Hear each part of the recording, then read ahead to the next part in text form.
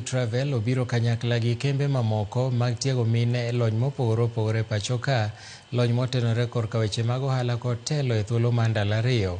E romono mobagi e kaunti ma Mombasa mokelo kanyakla mine mawuok e gwenge mopogore pachoka, ne oyangi ni onge lony kod ng'eyo matut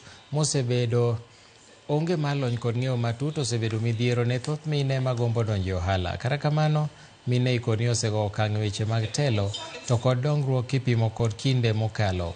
Omiyo nitiere dwaro mar piny owacho kod riwruoge mamoko biro kanyakla mar siro lek mar mine to chutho korka dongruok ma pachoka.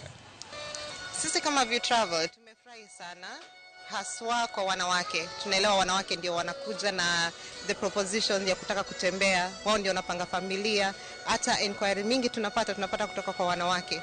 Pia kwa wanashikana kama chama, wanapelekana, tuseme tuko na group za Dubai, tuna wengine wanaenda Thailand, kuna wengine wanakuja Mombasa.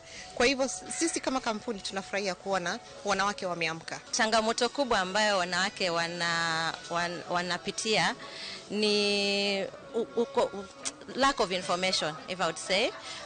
Of course, pia not being able to access some of the benefits that are available within different organizations.